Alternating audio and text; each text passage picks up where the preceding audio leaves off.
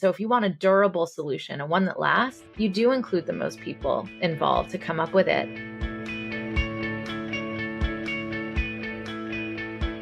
Welcome, everyone. I am so excited to be here today with Nisha Anand. Nisha, welcome to What the Fundraising. Thank you for having me on the show. Great way to start my work week.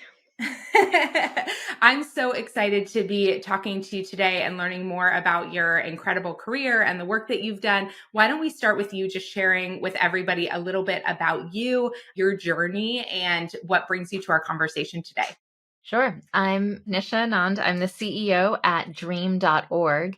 And I have been on a long journey to being here as the CEO. Early on in my career as a young activist, a bit of a hellraiser on the street. I was really active in different protest movements. I've been arrested a dozen times. If you had asked me, would I ever be the CEO of a large national nonprofit organization, I'm sure I would have said absolutely not.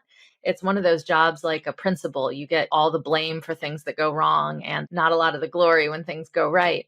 And I didn't think that that was the trajectory for me. But after years of working in the nonprofit sector and most of my career as a development professional in the fundraising world, I found myself wanting to take on more and play a bigger game and make a bigger impact. And one of the things I actually love doing is managing people. And in nonprofit world, I mean, in every job, a lot of it is about the people. And I've found that fit. So dream.org is a pretty remarkable organization. We work on criminal justice reform and climate justice reform. A lot of what we do, if you look and say, what are they doing on a day-to-day basis? We're passing bills and laws. But what we do, what I think makes us really unique is that above everything else, we believe that we have to decrease polarization while we're solving the greatest problems. We actually feel that problems can't be solved if it further divides people.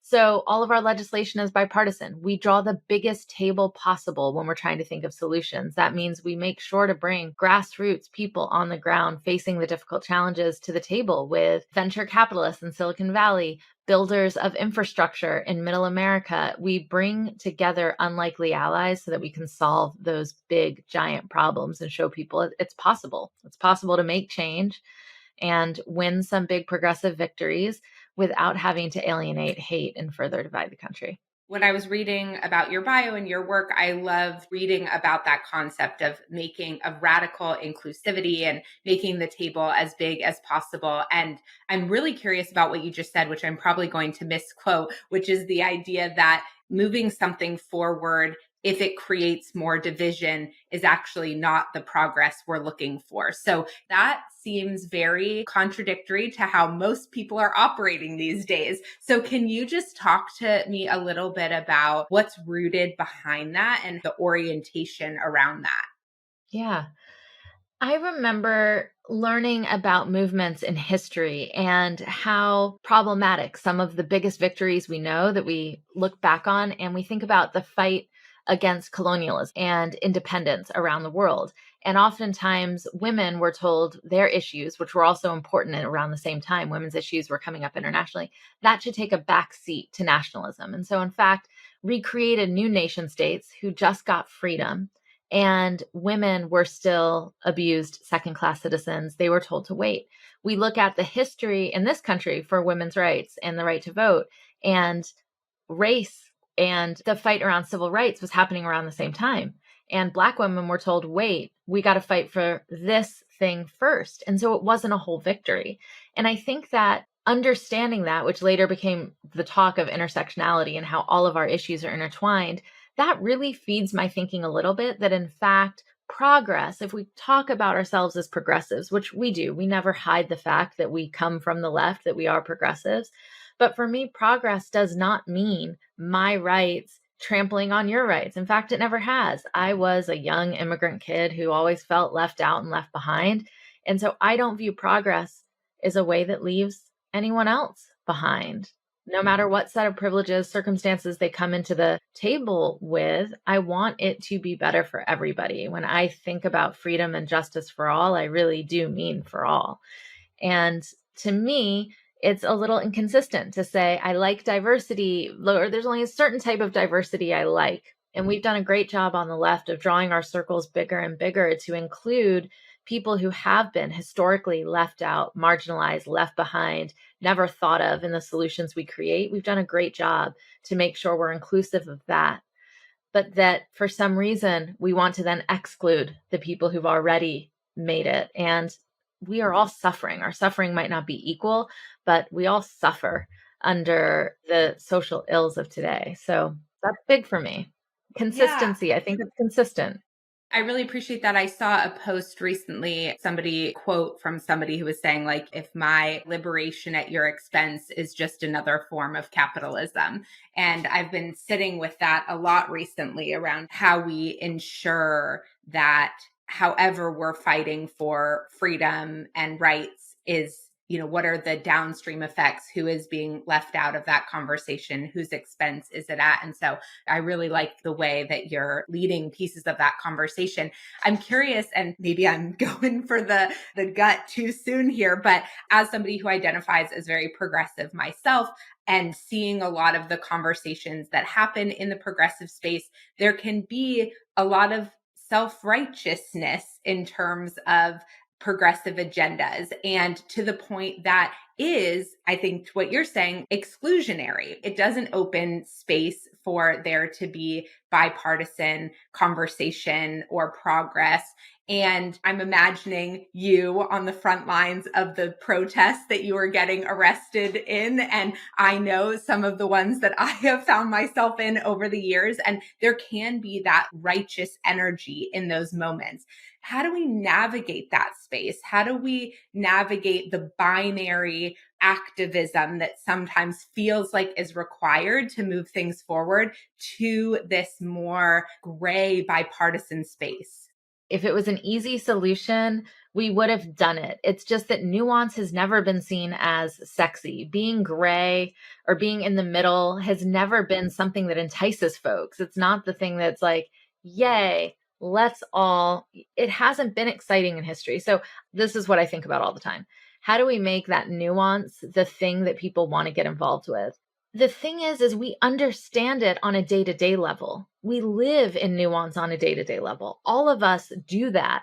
When we're ordering a pizza, I don't say, hey, I'm vegetarian, and you say I'm meat, and then you force me to eat meat. That's not how we order a pizza. We either compromise with like, oh, we both like mushrooms, or we split it half and half. Like we come up with something. And so we're used to doing it every day, solving problems in this way. And in fact, when you're polling people, they say that in their lives, they can live with a lot of gray area. They can live with friends whose beliefs are a little bit different because they know the person, they like the person. You even have in my family, for instance, my father is a Republican and he loves to talk politics all the time. And I love him.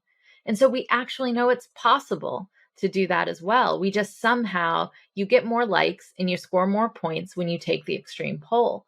That's never worked. It's necessary sometimes, absolutely, in the ecosystem of social change. You have to have every possible vision of progressive on the table to move people. But in terms of what's actually made change, and like I said, I've been on every part of that ecosystem of the left during my life. When I've actually seen the most change at scale, it works the most inclusive it is. It has never worked in history this is the story of wars, and students of history will see this, is that if you bring down the faction with violence, they will come back and bring you down with violence. That is history. That's how it's always been. And so if you want a durable solution, and one that lasts, you do include the most people involved to come up with it. And I have blind spots, and we don't like to admit that. But all of us do. We have these areas that we just don't know because of who we are. If I was going to design a climate solution, and I live in California, I would include things about droughts, about wildfires, probably about electric vehicles because they're all over here. But that's not all we need in a great climate bill. You go to the middle of the country where farmers are on the front lines, they have a completely different set of needs and wants. And I don't know those unless I talk to them. So our Republican partners, and we work with a lot of Republicans, they can always count on me and count on us to point out where they are possibly not thinking of equity, where they aren't thinking of the good of the whole community. And they depend on us for that. Like, have you thought about how this might impact this group? That's not something a lot of my conservative partners are good at seeing. But they point out to me when I come up with a solution, they're like, have you thought about this, how this might hurt someone's individual liberty, their individual pursuit of happiness? Their life trajectory might be completely transformed from this. I don't think about that. That's just not who I am. It's not something I've valued as much. It's not a bad value. It's just my blind spot. And so we need each other. And I would like more people to embrace that. They know that in their lives. They just seem to feel like it's impossible to do that in politics. And it's not nice, like you get shamed, you don't get enough likes. My message is usually people think it's a little too kumbaya and let's all get along. And they don't think it's quite radical. But I actually think it's one of the most radical things you can do is making that stand for freedom for everybody. I'm curious, like for you on a very like personal level, like I can imagine working with peers of yours where you don't see eye to eye on issues, that sometimes they take actions that feel disappointing to you or are frustrating, whether or not it's on an issue you're working with them particularly around, but then perhaps how they vote on something different that conflicts with your ideology. What is some like self coaching you do with yourself in those moments to sort of stay the course on partnership and not fall into some of those? I think a lot about, and I've studied a lot the science of connection and what makes us feel connected and a sense of belonging. And I think a lot about how our nervous systems co regulate and dysregulate. And a lot of times when there is like an ideological rift, people withdraw either because they don't feel personally safe necessarily in the relationship anymore, or there's been some level of sort of like trust and a lack of assurance that's been created there. And so people like emotionally withdraw from the relationship. They create boundaries and space, and we lose our sense of connection in those moments. Yeah. And it sounds to me like you cultivate a very intentional mindset around staying in connection, even when things get uncomfortable. And even when not everything feels aligned and perhaps always completely safe in your body and in your mind. And so I'm just curious some of your personal practices for staying in that space. Yeah, I mean, you're so right. Part of the reason that my dad and I can fight so much about politics is the trust is there, the love is there. I know our relationship will be fine after we yell at each other, all sorts of horrible things about politics that don't impact us. So I think you're really right. Trust is the most important. And I say love because for me and who I am, there has to be love and connection to all of humanity, all the different types of humanity to do what I do. I didn't get into the nonprofit sector to make money. You get in it. I think a lot of us that are in this work, it's because we've always been the people who care too much, who really want to do something that impacts the world. So I think being guided by love is an important value for anyone on the left. I do this because I love people who have been hurt, who have been left out, who have been left behind. Like that love has to stay front and center. And in fact, a lot of the hate that we've gotten as an organization has been when we come out with these big bipartisan bills, because exactly what you said, they don't include everything. And I can be honest, they do not include everything I want. Our biggest success to date was a federal bill called the First Step Act, which we started working on during the Obama administration. But when Trump became president, there was this question that was asked, like, should we still work on it now that there are all these Republicans and we're not going to get all the things that we want? And this is a criminal justice reform bill, one that had a lot of bipartisan support, even back in the Obama administration. We just couldn't get it through. And the thing that we had to ask ourselves, every single one of us at the organization, what would the people inside prison want us to do? Would they want us to stop pushing for this reform right now because the optics weren't great or because we couldn't get everything that they wanted? Do they want to stay in prison for another 4 or 8 years? It could have been 8 years at that time, just so we can maybe get 1 or 2 more things that we like. And the answer is no. And so for me, the mental thing that I always have to remember is, who am I fighting for? What am I fighting for? This is that mission first mentality that has to be apparent in all parts of your organization. And we pushed, and the left hated it. And there are parts of the bill that a lot of us hated. But since we passed that with 89 senators signing yes in a Republican controlled Senate, we got 89 yeses. 20,000 people have come home from that bill, from that one piece of legislation that we didn't give up. And we got a lot of attacks from the left and the right. It's kind of when you know you're probably doing it well. I look back on it and all of those arguments we had, I think that was one of my biggest learnings, was that I had to do what was right for the people inside. And a few years later, 20,000 people who would not otherwise be home. And we called it the First Step Act because it's allowed us to do more and more and more after that. And the trust we built with those conservatives and the Republican partners, and mind you, at the end of the day, one person has to sign that bill. That is the president, which was Trump at that point. We had to work with a lot of people who we wouldn't work with on any other issue. And so the long answer to your question is keep the mission first, always in the front of your head. Who are you doing this for? And then I disappear. If I can keep in mind, who am I doing this for and who am I influencing? Who am I trying to talk to? I'm always trying to bring more people in. Like I said, I want to have the biggest table. If I keep in mind the people I'm helping and the people I want to bring in, then my personal ego has to go away. There's just no room for it there, which I do. You can ask my family. Like, I do have an ego that'll come out plenty of times when I want to get my way. But in general, that's my trick. Yeah, I love that. And I think that's such a helpful, just like a really honest way of sharing that, like, when it's working, it doesn't always feel like it's working, or that when you're getting a lot of that pushback, like, that's not a bad sign. And I think it can be so hard, especially being people who are oriented towards taking care of the people around them, people who find themselves in the nonprofit sector, which comes with a lot of people pleasing tendencies and wanting to create harmony in the environments that we're in. When we then find ourselves in those moments of conflict or feeling like everybody's mad at us, it can be really hard to stay the course. And so I really appreciate you walking us through that. I'm curious, as the leader of this organization and in a lot of your different leadership roles, fundraising has been a big piece of the puzzle.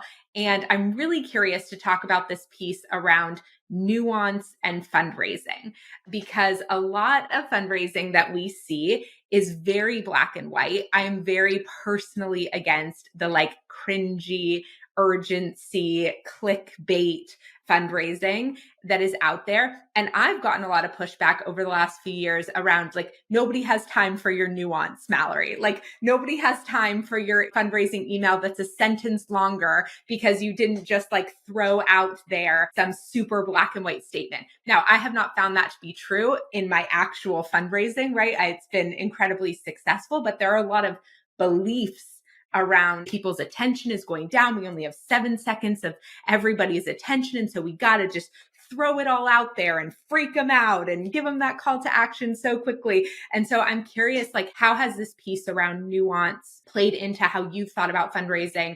And yeah, just walk us through some of that. My mind is going in a million places right now because all of that's true in terms of fundraising science. That fundraising, I always think of it as both an art and a science, right? So the science of it says it should be this. This gets the best returns rate. This gets the most click. Very black and white. Use this sentence, this bold, this. And there are studies around that. And that's true for the most part. But what we also know is that the best fundraising is driven by relationships. It's both an organizing strategy and just a feeling that you create for somebody. And so, yeah, it's true. If I'm scrolling through Instagram, you have 3 seconds of my attention or whatever it is, unless the person I love shows up while I'm scrolling. Well, they get a lot more time. They get a lot more of my time. I'll watch the whole thing to an end. I'll click through all of their story because I love them. I care about them. I want to know what they're doing. And that's always been true for fundraising, is that you want to be the organization, you want to be the cause that people care about. And one of the best ways to do that is when they feel they have a piece of ownership in your organization. So when they give that first $2, how do you then cultivate that long relationship? How do you meet them? That is always been true. And so for me, that's where nuance lives. It lives in that relationship building space that we have to get to know each other if we want to continue to do this work together. And doing that work together means a lot of things for a lot of people, but for some people, that just means giving money, giving regularly, giving monthly, giving big donations, giving bequests, whatever it is. That relationship, we have to get to know each other so that we can do that work. So I'd say nuance lives there. And the nuance I bring to the table, and I mentioned it earlier, is that folks can count on me to be exactly who I am when I sit down at the table. I am not going to compromise. I'm not going to be someone else just because I'm sitting down with Republican partners or Republican senator. When we do lobby days, I make sure I'm on the Republican list because I want to do that. I want to share stories. I don't hide who I am. I couldn't if I tried. I'm pretty out there. And inviting other people to be exactly who they are when I meet with them, that's what builds that relationship. And so for donors, it's the exact same thing. That nuance has to be there. I'm not going to hide who I am. I will not pretend to be a super lefty group that has no room for nuance just because this donor only funds in activist spaces that are that way. I will say, here's who I am. Nisha, I come from that. Here's the strategy our organization employs. Here's why I think your money should go to that strategy, why we need someone like you who's quite different or might coming from this other philosophy to also buy into this one because we're moving that change together. I don't want to hide who I am. And I think that that's always been the truism with fundraising, but folks want the quick fix and the quick dollar. And so they'll just see if they can follow a formula and get better results when what we know is the nuance actually is important. Okay, you said this word when you just started giving that explanation that I latched onto a little bit, which was you said fundraising as like an organizing strategy. And I want to double click on that because I think this is such an important point that you're making and something I believe so deeply that fundraising and the act of moving money towards accomplishing goals that we both want to see is a really important part of movement building and organizing. And we often inside our organizations, we're like, here are our programs and services. And then the fundraising is like over here. And it's this necessary evil to power the programs and services. And it's a means to an end. And I really believe like fundraising is the work. And I think that's what you were getting at with that statement. So talk to me a little bit about that. Yeah, I think that we very much agree on this point, and you've probably said it a million times at this point in your podcast, but it is true that for me, I was lucky to be handed this article early on in my career, Fundraising and Organizing Sisters in the Struggle. And this must have been when I was starting out. I think my first fundraising job was 90, like my first full-time fundraising job must have been 98 or 99. I mean, I don't remember, but I got the article early on. And it really set a path for me to understand what I was doing was important. And it doesn't take much. Again, it's my own experience. Whenever I've given a dollar somewhere, whenever I myself has decided to invest any amount of my money in a cause, there are reasons for it. Some of them might just be simply I was asked and I know this person and it's my son's baseball team or whatever. And there's this obligation. But oftentimes I've been moved in some way. And if you've moved somebody, you've done so much more for your cause than anything else. But you have to consider to give a dollar, you have to think, or to give 50 or whatever it is the amount that's significant for you. Whatever amount you've asked for that you have to think about it, you've done more to bring people to your cause than almost any other type of activity you do. And I guess that sometimes I run into, well, am I a mass mobilization organization? Am I actually trying to get a lot of people? In that case, I could definitely win any argument with you that's like, you have to have a small dollar program. You have to be organizing. You have to make every person you meet becomes a donor if you're in that world. But lately, I've been talking to organizations that aren't in that game. And so they wonder, does fundraising and organizing have to be together?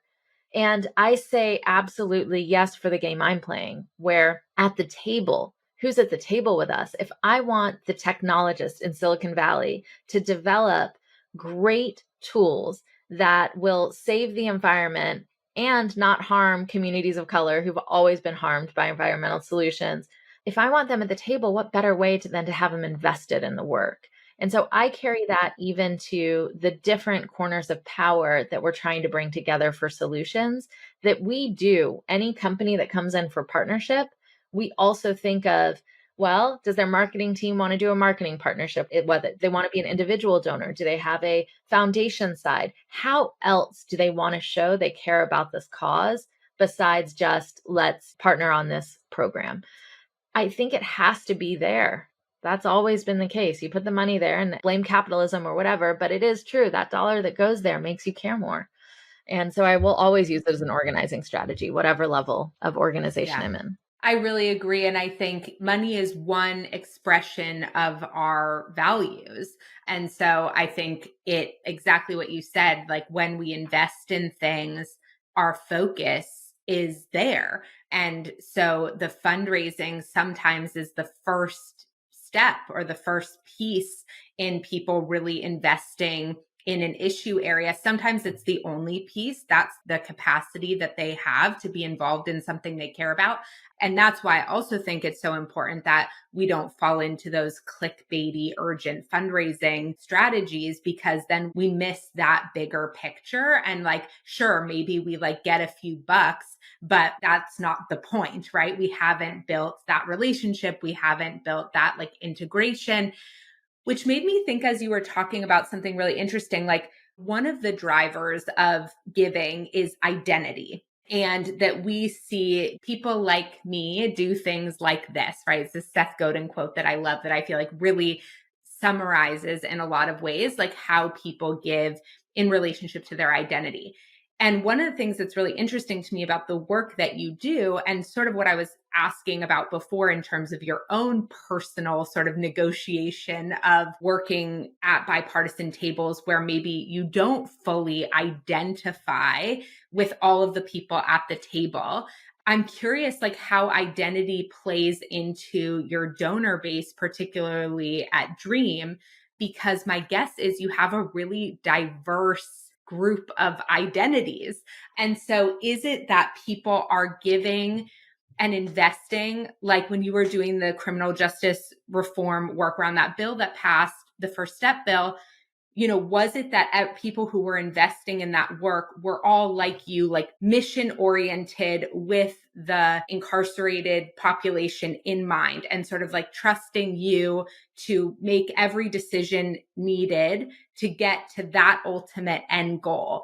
Or like, did you deal with pushback from donors when you made concessions under the Trump administration because then they felt like pieces of their identity and why they were involved in the initiative in the first place weren't getting validated in the same way with the adjustments to the bill? Does that question make sense? I know it was a Yeah, meaty one. no, it makes a lot of sense. And it's a really hard question because I do think that there's some donors who will never, ever donate to us who are big funders in the space and won't donate to us because of that we do the bipartisan work.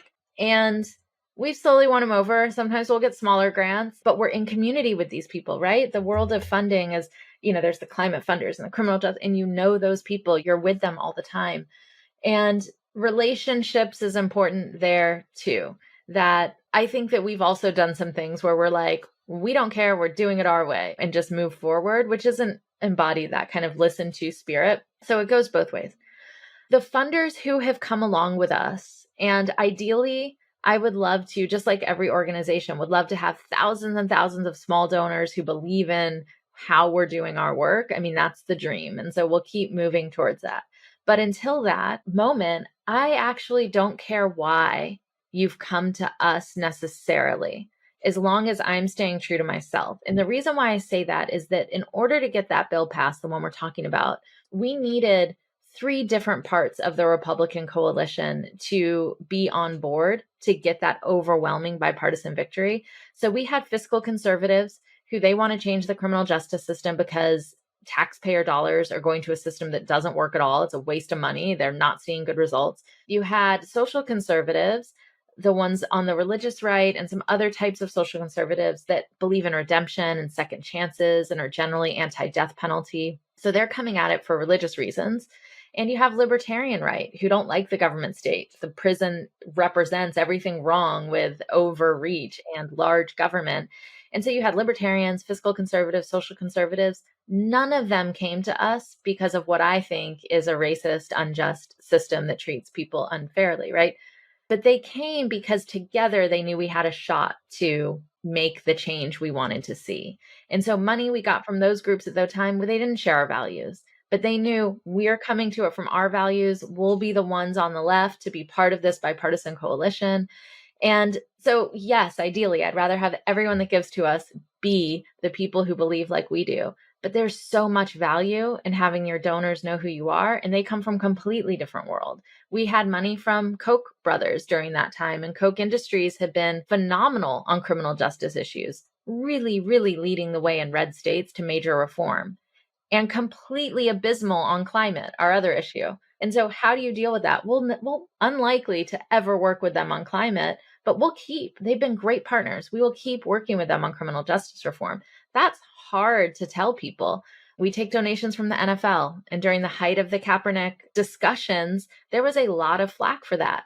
But I thought this is the first corporation at this level making this amount of donation in social justice. And they called it a social justice fund. So no matter how bad they were and what they did, they were going to take a huge amount of money. And for the first times they dedicated to social justice, a corporation that had never been done before. I said, sign me up. I'd love to be part of that learning. It is a little bit of a different take, but you've probably had these arguments a bunch of times when folks are like, would you take it from this foundation or that foundation? Or I don't want to take government money. And you're just like, government money is taxpayer dollars. Like there's really no better amount of money to take. Or like, I'll take Ford Foundation. Where do you think the Ford Foundation money came from originally? Right? Like it's always a compromise. The only thing you can do is not compromise on who you are. And so that's the line when the NFL money came, I'm like, I'll test it. I'll say, hey, can we say Kaepernick is awesome? We stand behind him 100% tomorrow if we want to. They're like, yeah, then what's the problem? There's no kind of, right? So having those discussions, I think, is really important. Yeah, I think it's a really interesting point. And I think it's a big conversation. And in my work and even in my program, like I have a signature course called the Power Partners Formula. And one of the beginning lessons is around like a gift acceptance policy. And it's not like, here is your gift acceptance policy. It's like, here are the things to consider in deciding for your organization what that looks like. And I think what you're talking about here that I think is really interesting is a lot of awareness and transparency around who people are and what their stake is in the game, and recognizing that incentives might be really different. And that's okay if the ultimate goal is the same for an issue, but you're not going to become indebted to, bound to, or in a relationship with them in a way that sort of gets out of control or becomes more than it was intended to be. I think what happens a lot of the times is like we see the dollars in the sector and we're just like, and we have a real relationship with the entity, and it can blind us from holding true to ourselves, to not have mission drift or to not make concessions in other places. And so there are some organizations that I think need a more maybe black and white gift acceptance policy, because once they start to enter into those types of relationships, they aren't as good at holding boundaries around like when the money starts to conflict with their values, or they could get into that relationship with the NFL. And then should the NFL say like, no, you cannot support Kaepernick, they would be like, okay, well, we've already committed to this partnership. So here we go, not doing the things we want to do, but our eye on the prize with the money. And so I think what makes, to me, when I hear you talk about sort of your frame of reference and the way you think about this is like, yeah, like you have the strength to stay true to yourself, even in relationships with partners that you have some alignment with and some misalignment with. And knowing that, I think, gives you an orientation to building those partnerships that's really different than what I see in a lot of places. Yeah, I really do think so. And because our theory of change involves working with people in places of power, like we very much believe that if you don't pull in Hollywood and culture, if you don't pull in Silicon Valley and tech, if you don't pull in Wall Street and finance, and then especially DC is our kind of a big corner of power for us. If you don't bring in the power players from those places, your solution can't necessarily scale to the size we want it to scale. And so we have partners, for instance, Target has been one of our great partners. You can't really say that Target shares any of the same goals necessarily as dream.org. We're very different organizations. They're selling products and making money, and we are changing hearts and minds and laws. But Target had an interest in making sure that they had better hiring practices and diversify, especially in Minneapolis. And we said, we can help you with that. We actually do our entire tech training program, and we've had a partnership with them for years. Being able to have that is just so important. And yeah, there's money that changes hands, and we are all getting better for that. We've learned a lot from being partners with them and vice versa. But I also want to say that there's a luxury you have by being more well established, longer in your nonprofit journey, and having a different type of money that some of the smaller nonprofits, especially in that startup moment, don't have. And so, yeah, I say I have this one person on my staff. When it might be a difficult conversation with a donor, I say, put Michelle on it, because Michelle is the perfect person of hearing what they want to spend money on. And then in the same conversation by the end, telling them, no, it's a bad idea. Here's the better idea. And here's why you're even going to get more money from my idea. She's phenomenal at that. So whenever it might be that way, I say, put Michelle on it. But a lot of organizations, and I would say that's the North Star, always sell your mission, stay true to your mission, stay true to who you are.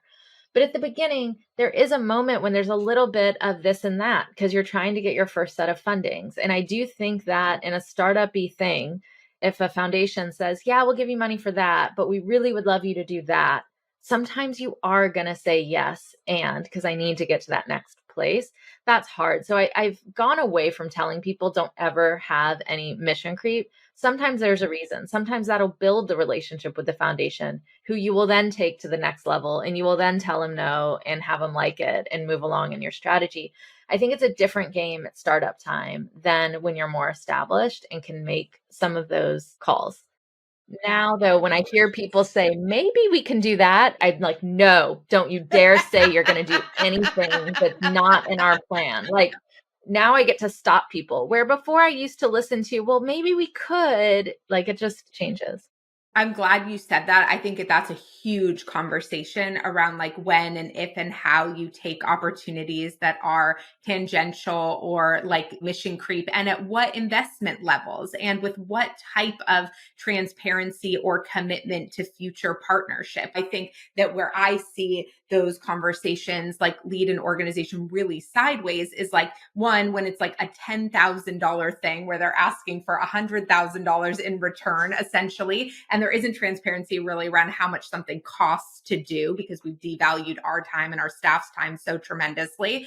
And also when we've then said, or we haven't been transparent about the fact that we hope this is the beginning of a longer term relationship. I mean, the amount of times I've seen organizations do that, and then the funder is like, we don't do multi-year funding, things like that. And they're like, oh my God, like we completely shape shifted this thing last year to try. And so I think it's all about transparency, saying like, we hear you and you're interested in that. That isn't what we had come to the table with this year. We're open to considering it, but let's talk about what this means for us as partners in the future. Like, if this goes well, can we use this as a pilot to really think about X, Y, and Z? And I think just there's so much I see around like, okay, we're going to create this corporate partnership volunteer workday out of thin air because then maybe they'll give us grant money later on. It's like, they don't even have a grant program.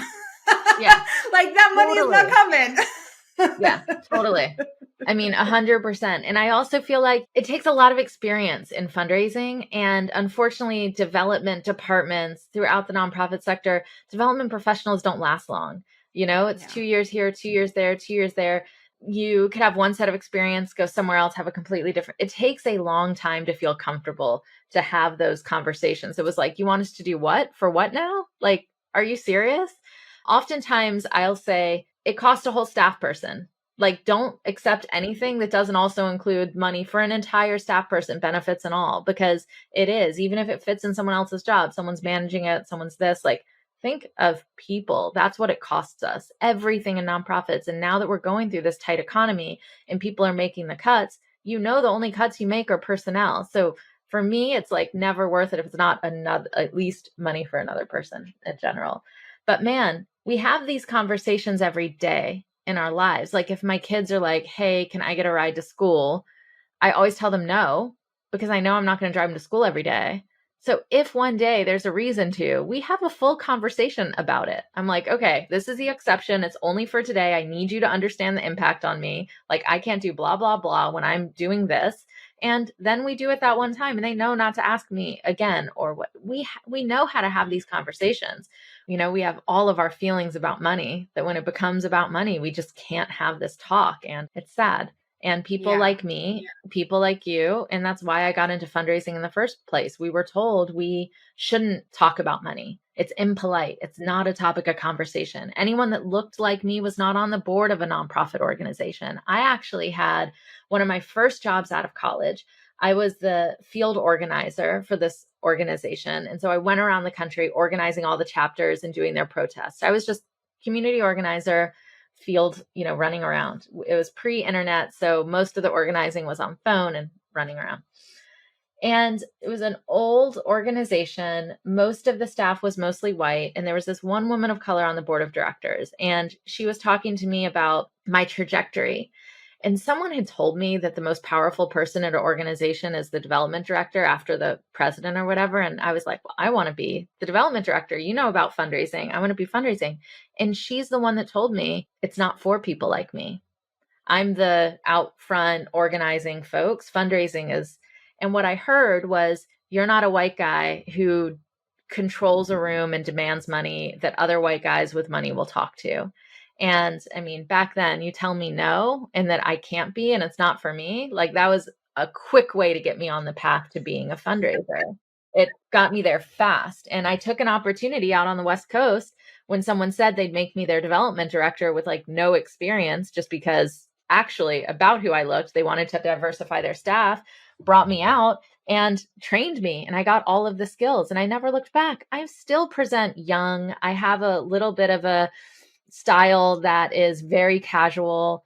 And that is who I am. And guess what? I deserve to be in that room talking about money, and I will. And you let me talk for a while, you will know I know what I'm talking about, right? Like, so there is a part of that I think is really important around identity and fundraising to hang on to. Yeah, I totally agree. And I think it's also such an important piece of recognizing that if you're uncomfortable fundraising, that makes sense, because we have been told for generations, women identifying people in particular, that it's inappropriate to talk about money. And biologically, we are programmed to create harmony in community. And if we feel like we're doing anything that is disrupting harmony or displeasing people in those ways, it makes perfect sense that our bodies and our nervous systems are like, wait, you might not be safe over here. And so I think I thought for a long time that because I felt that way fundraising, I must be a bad fundraiser. And it really took me like understanding that, like, no, there's a lot of programming inside of me that is misfiring in these moments. And so, like, just for folks who are listening to this who are like, I didn't feel as confident fundraising, that's okay. That's how most people feel. And even me, who has asked for millions of dollars, millions of times, I still get butterflies in my belly, before those words come out of my mouth. And like, that's okay. It's like, okay, here you are doing something big, doing something risky, putting yourself out there, being visible, all of those things. But I love that folks have leaders like you to look to and look up to and watch you take up space in the room, the space you deserve, so that more and more and more people get to see and realize and breathe into the space they deserve to take up too. So thank you for sharing that. I know we're almost out of time. Where can folks go to learn more about you? They should definitely go check out dream.org, and any kind of final words you want to leave folks with today. Definitely dream.org. I also have nishaanand.org, which is my name spelled out. And I think that I wish as a young fundraiser, I took more risks. I wish that people told me I could do all the things I didn't do, kind of play a bigger game. It took me a while to look back and realize I was playing small when I started out. There's nothing small about it. It only takes, I live now out here in Berkeley, very close to Silicon Valley, where if you've been in a pitch competition or you've seen these kind of pitches that get funded in the millions and millions of dollars of range, it doesn't take long to be like, what? I've got a better product than that. I know how to sell my product better than that. Like, I'm going to save the world. And that's when I realized, like, oh, we know how to do this. And a little bit of that goes a long way. So I don't know if that's what I wanted to leave with everyone today, but I really appreciate having this conversation and talking about just the different things that go through my head and putting all the things together, kind of growing up as a fundraiser for most of my life and then being out of it for the last few years. I haven't realized how much it still is like a big piece of how I think about our theory of change and organizing. Yeah, I love it. And I'm so grateful for everything that you shared around the nuance of mobilization to the nuance of fundraising to how that gets to show up in you as the fundraiser. So thank you for all of your wisdom and insight that you shared with all of us today. Thank you. Great talking.